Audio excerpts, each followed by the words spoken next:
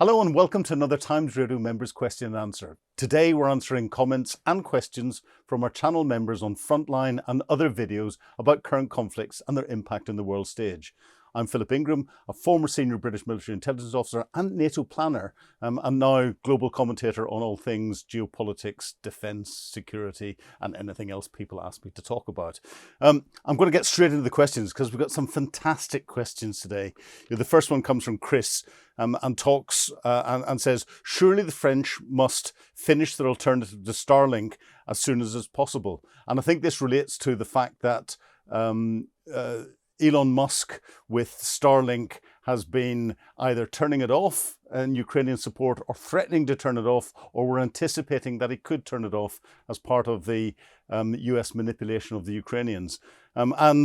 Yes, I think it highlights the vulnerability of relying on one particular communication system, especially if you don't own it. So the French developing their capability, there's questions then whether the EU should develop its own wider capability rather than just rely on a French national capability.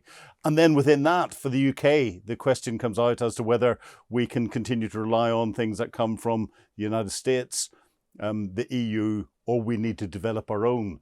Starlink requires a lot of satellites in space, and there's a lot of space junk going up. UK's relationship with America will always stay good because we have other things that can influence it.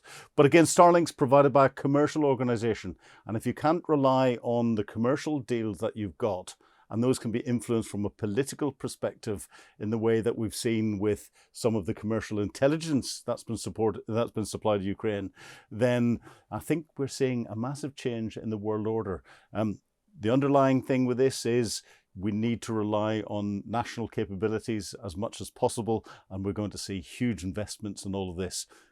Buy shares in defence companies. Smart Gran, good to see you again, Smart Gran. You're always coming in, and you have asked, why can't America deal with this person as he's been foisted on us in Europe without our permission and is busy causing untold damage which we may not be able to mitigate? He's been doing that for a long time, Smart Gran, Putin foisted himself on the Russian people and has focused himself on not just Europe but across the globe. I think he's playing Donald Trump like a master at the moment, and that's something that I don't think Donald Trump quite realizes. I think Putin is approaching things from an old Russian intelligence officer's perspective. So he's manipulating the person. He's playing Donald Trump. He's getting Donald Trump to do what he wants him to do by reinforcing Trump's natural views on different things and playing to Trump's skepticism and other things. Trump is approaching things from a different perspective. He's approaching things from the art of the deal. It's finance and it's assets that he's looking at. And he thinks that if you negotiate between finance and assets, then people will always want things. But actually, he's been played by someone who's manipulating him.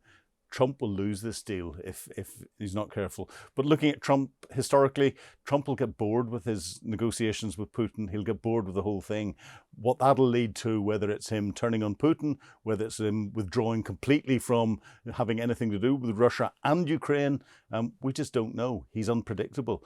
And therefore, with Putin being foisted on Europe, I don't think there's anything really that we can do whilst we're allowing Trump and Putin to build that relationship up. Trump doesn't like the EU. Putin doesn't like the EU. So, and the EU can't speak with one single voice because there isn't that voice that's in there who could get in and supplement what's going on. We live in interesting times. It'll be lots more to comment on. I'd be really interested in your views. Why don't you come back and let me know what you think about this? Next comment comes in from Monitor Smith, and you're commenting on a video in which Times' Catherine Phelps says Europe is in a tailspin. And you say tailspin, not so much. A slow, immense economic power turned into military superiority within 5 years is what you mean. And that's what you, Monitor Smith, thinks. I think there's a bit of both here.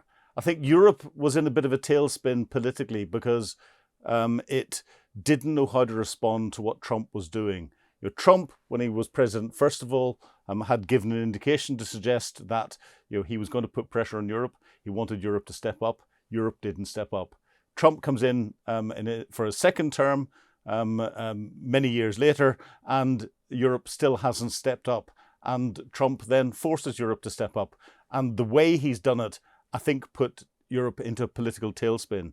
But Europe has got that immense economic power, and it is turning it around into a defence superiority. And I'll put that as defence rather than military, because it's building up its defence industrial base that will then be able to fill Europe's military capabilities, but also it'll be able to compete with the US defence industrial base on international sales and in the international market. So that, I think, will have a massive effect on the Americans' defence industrial base, and will set up a competition in the global market that Donald Trump potentially didn't want. Unintended consequences. We'll see. Again, I'd be interested in your views. Nick provides the next comment. Didn't Donald already say the EU was only existing to destroy America? Well, that shows how he thinks about Europe. Sad to say so, but Europe needs to stand together without the US.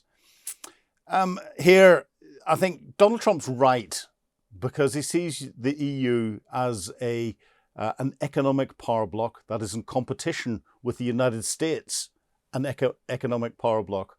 And he's looking at the EU as this single entity. If he drilled beneath the surface, he'd realise the EU isn't the single entity, and it's very difficult for it to speak as one force and one organisation. So it will never be in a position to easily compete with the Americans. But he's forcing it to come together more. And he's forcing that, as I said to Monitor Smith's comment, he's forcing that defence industrial base to coalesce more. And the EU to start to underpin that. That will have direct competition to the US. The EU wasn't there to destroy America. It's there to be able to allow all of the nations that are members of the EU to compete from an equal perspective with America. But that's if they could get together or more together politically and economically. I think the European countries are together as much as they possibly can.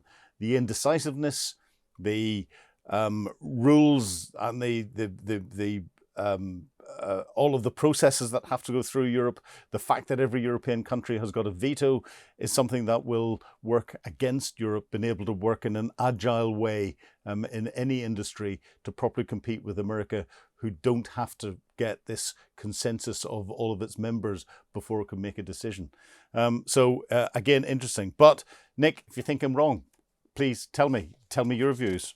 So we've got another Nick W, and you're saying, why are we still listening to this? For 3 years, so-called experts have said Putin's in trouble, Russia's on its knees, total garbage. Is it? Putin is on his knees. He's on his knees militarily. He's on his knees economically. In Russia, inflation's going through the roof. Unemployment, there aren't people to fill the jobs. The Russian economy is underpinned by quicksand at the moment. Yes, it's reporting a growth, but that is because Russian taxpayers' rubles are being invested into Russian industries. They are not exporting outside. That investment is an internal investment that allows a calculation to suggest that there is economic growth, when actually that economic growth is not underpinned by anything that's solid in any way, shape or form. The Russian economy is being held up on the oil exports it's still doing. The Ukrainians are attacking the oil refining and oil storage infrastructure across Russia. That's having a massive effect on Russia's ability to continue to fund its special military operation, as the Russians call it, or its full-scale invasion of Ukraine. Militarily, Russia's defence industrial base cannot keep up with the manufacturing of the equipment that it's losing and that it needs, the ammunition that it's losing, or the ammunition that it's using in Ukraine, and the high tech that's needed. That's because there aren't sufficient people to go into the defence industrial base industries. They're being used on the front line as cannon fodder. But the result of that is Russia is increasingly relying on North Korea. I read a report the other day saying that Russia is relying on up to 80% of its artillery shells on North Korean supplies.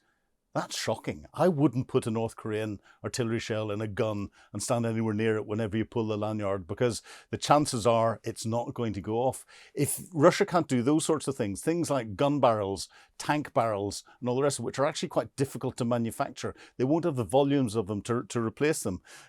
Russia can't supply the number of troops that it's losing to reinforce the front lines again. It is tens of thousands short every month in what they're putting through their sausage machine of training before they put them out into the front line with virtually no training and experience, and then they're getting killed or wounded. UK Defence Intelligence today has just put out a report to say that the Russians have lost 900,000 people, dead or wounded. 250,000 of them dead.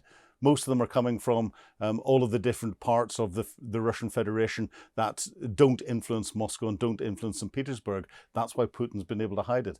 But they are in areas where there's lots of industry, whether that's taking natural resources out of the ground through mining, whether that's in heavy industry and steel or elsewhere. The manpower isn't there. He doesn't have the people to go into the industry and to backfill a lot of the jobs. That's why the cost of living is beginning to go through the roof. So I don't know where you think that Russia isn't on its knees, and I think it is. But please come back to me. When can we put troops on the ground? And this is a question from Elizabeth. You put several questions, so let's have a look at those. When can we put the troops on the ground in Ukraine? Well, there's two ways that. One, when Ukraine asks. Ukraine can ask on a bilateral basis to get troops in on the ground to carry out a task that's nothing to do with the conflict or anything else. And if we agree as a country or any other country agrees, then they can deploy in there. That's a bilateral agreement. If it's related to any peace settlement, then there'll have to be an agreement between the different warring factions as to whether that comes. And we'd want to put troops on the ground either as a tripwire, a monitoring force, or an enforcement force. They're all different types of capability, relatively quickly once a peace agreement's been signed, to try and ensure that that peace agreement is kept to. That's why we're seeing military leaders coming into London as we're filming this today to discuss the next level of the plans, and that meeting is happening up in our permanent joint headquarters at Northwood. Again, you then ask, I'm curious as to what China's position towards this Russian war. In your opinion, China is much too interested in well-being and money than to start a war like Russia and watch their economy go kaput. China's interest in Russia and supporting Russia in this war is to get access to natural resources. Is to get access to Russia's natural resources. So they will be taking control of their mines and of everything else. China's also wanting to tie up the international community from its focus on what it's doing in Southeast Asia and its growth in the Belt and Road Initiative, and to tie up Donald Trump economically if it possibly can.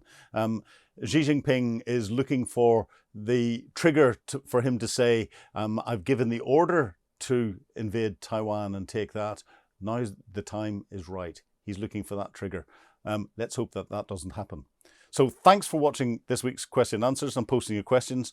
Please remember, if you want access to exclusive videos and have your questions answered, sign up for Times Radio membership. Thank you for watching today. Goodbye.